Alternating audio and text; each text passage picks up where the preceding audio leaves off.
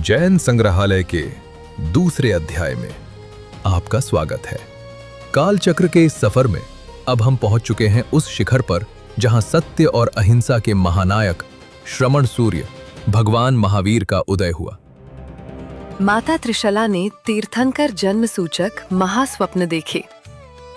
चैत्र शुक्ल त्रयोदशी को उनकी रत्न कुक्षी से भगवान महावीर का जन्म हुआ। पुण्य का उदय सुख लाता है। देवराज इंद्र ने 5 रूप धरकर नवजात प्रभु महावीर को सुमेरु पर्वत पर ले जाकर उनका भव्य जन्माभिषेक स्नात्र महोत्सव संपन्न किया।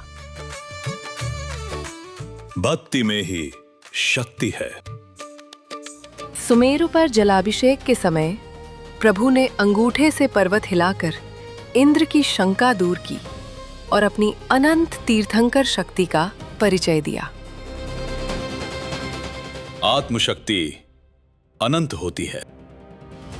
आमलक खेल में देव ने सर्प बन डराया, साथी भागे, किंतु निर्भीक बाल महावीर ने उसे पकड़कर दूर फेंक दिया। निडरता वीर का आभूषण है। देव ने बालक रूप में हार कर पिशाच का रूप धरा। निर्भीक महावीर ने वज्र मुष्टिका के प्रहार से उस मायावी शक्ति को पराजित किया। साहस से संकट टलते हैं। इंद्र ने ब्राह्मण वेश में गुरुकुल में प्रभु की परीक्षा ली और सिद्ध किया कि जन्मजात ज्ञानी महावीर को लौकिक शिक्षा की आवश्यकता नहीं है। ज्ञान भीतर है, बाहर नहीं। लोकांतिक देवों ने प्रभु से प्रार्थना की, हे नाथ, अब दीक्षा लेकर धर्म तीर्थ चतुर्विध संघ की स्थापना करें और जगत का कल्याण करें। जगत कल्याण ही श्रेष्ठ कार्य है। दीक्षा से पूर्व भगवान ने वर्षिदान देकर सांसारिक बंधन तोड़े। उन्होंने अपनी विपुल संपदा दान कर सभी याचकों की इच्छाएं पूर्ण की। संग्रह नहीं, त्याग महान है। सत्य साधना हेतु भगवान महावीर ने ज्ञात खंड वन की ओर प्रस्थान किया। यह महाभिनिष्क्रमण उनकी आत्मखोज और दीक्षा की यात्रा का शुभारंभ था। सत्य की खोज सबसे बड़ी है। भगवान महावीर ने केश लोंच कर पूर्ण विरक्ति दर्शाई। इंद्र ने केश ग्रहण किए। यह कठोर तप देख भाई नंदीवर्धन और जनमानस विस्मित हो गए। तप ही आत्मा को निखारता है। करुणामूर्ति भगवान महावीर ने ब्राह्मण सोम को वस्त्र दान दिया। त्याग और वैराग्य के मार्ग पर भी ये उनकी असीम दया का प्रतीक है। दया कभी नहीं त्यागनी चाहिए। ग्वाले ने रस्सियों से ध्यानस्थ प्रभु पर आक्रमण किया। इंद्र ने सुरक्षा का प्रस्ताव दिया, जिसे भगवान ने अस्वीकार कर अपनी आत्मशक्ति पर भरोसा किया। स्वावलंबन ही सच्चा सुख है। महाविष्ठर चंड कौशिक के क्रोध को भगवान ने क्षमा से शांत किया। ये हिंसा पर अहिंसा और क्रोध पर करुणा की महान विजय है। क्षमा वीरस्य भूषणम। संगम देव ने एक ही रात्रि में 20 घोर उपसर्ग किए। भगवान महावीर ने असीम धैर्य और समता भाव से अडिग रहकर उन्हें सहन किया। सहनशीलता ही साधुता है। चंदन बाला ने भगवान की कठिन प्रतिज्ञा पूर्ण की।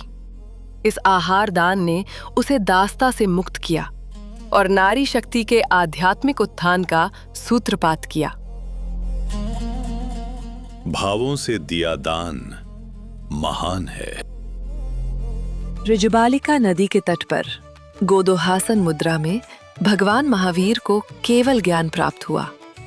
उनकी कठोर साधना अनंत ज्ञान कैवल्य के रूप में सफल हुई।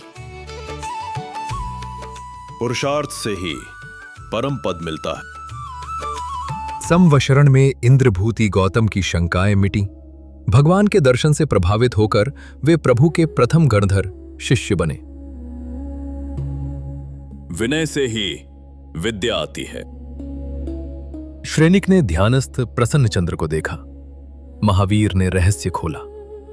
अशुद्ध भावों से वे नरकगामी थे, अब शुद्ध भावों से मोक्ष प्राप्त करेंगे।